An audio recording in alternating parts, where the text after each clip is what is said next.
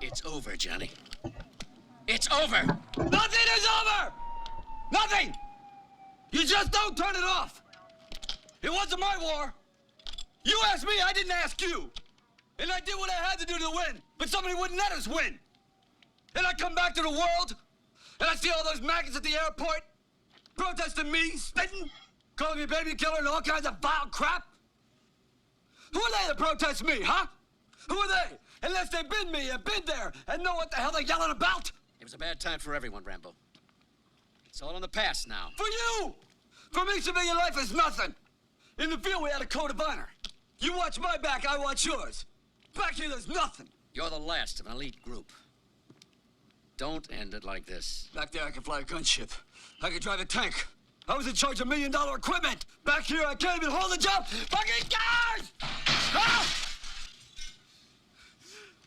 I can't. Just. Oh, God. Where's everybody? God. Let's talk about PTSD for a moment.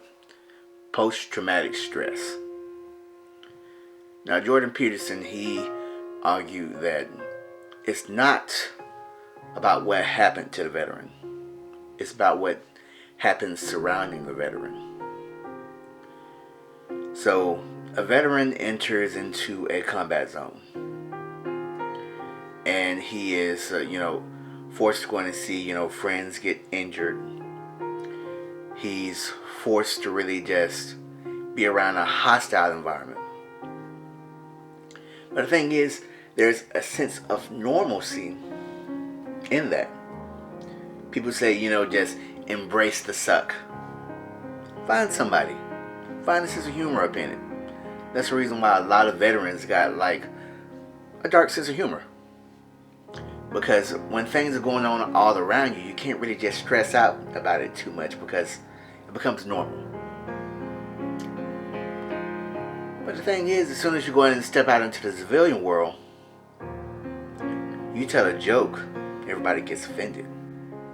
When you mess up or make a mistake, you're not pushing the ground anymore. You're getting fired. I think the worst part is all those friends that you went ahead and gathered in the military helped you cope. They made a irregular situation normal. You can go and joke through it. You can always, lean on them and put your weight on them, essentially, just for, a little comfort. But departure from the military means that you don't have access to that circle anymore. So now everything that you do is abnormal. You did it the military way. From my experience, the most traumatic part was getting back home, and none of my skills that I earned mattered. I was 92 Alpha, a logistical specialist. I could run a warehouse. I was, skilled with nomenclature and all that other good stuff. Whatever type of stuff that I spoke, I may as well be speaking Spanish to someone trying to go and look for my job title. On paper, I had it going on. Prior service military, 7 years of service. Ready and willing to go. I was young. The thing is that there's a type of, barrier between military service and civilian service. There's a stigma about military that, they're going to wig out. So, some people won't hire you based off of that. Not to mention, some people actually think that military isn't really experience. So, when you get out, there's already a barrier for you to go and get into, the workforce. I think another thing is that as a prior service military enlisted individual. You've been away from home for years. So since you've been away from home, you've grown. And growth is good. But you've also grown away from your friends and family. They're not really just privy to your experience. And sometimes trying to explain that, depending on what you did in the military, that can go on to be a task in itself. So trying to really just reconnect with them, it's difficult. Especially, with the questions. Did you kill anybody? Did you, or are you suffering PTSD? And if you are suffering PTSD, I don't think that people get out the military and automatically be like, "Yeah, I got PTSD." You deal with shit. A low tolerance of stress, or recollecting those, memories. You don't have time enough to really just think in the military about what happened, because you're always hopping from one task to the next.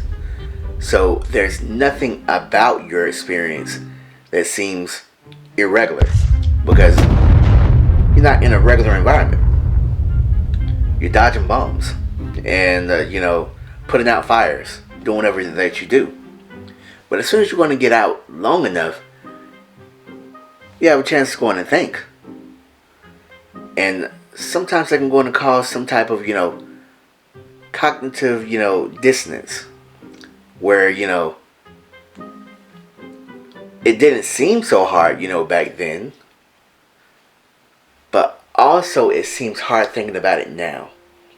Because when you have a little time to go in and sit down and think, that's all that you can go in and think about.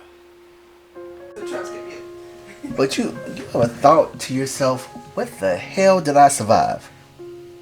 Mortars, suicides, and a whole lot of other things that's around you. You don't think about it when it happens. That type of thing goes into your subconscious. And eventually, everything that goes into the subconscious manifests itself in all different types of ways. You may become jumpy, may become startled. You may become emotional at the most slightest provocation. And that's not, you being weak. It's more so like you're being strong too long. You're not sitting there and processing what happened. You're just trying to go and keep yourself busy enough to really forget. And the thing is, shoot, if you're lucky, that works. But it's kind of like the tortoise and the rabbit. Eventually that tortoise always catches up. So here's the thing about that tortoise. That tortoise is slow, but it's steady. And as much as you run, you try to drink it away. You try to go ahead and rage yourself out of it. Or you just try to go ahead and outsmart it. Try to mentally think yourself out of it. And usually, you can't get out of those type of hazes without some assistance.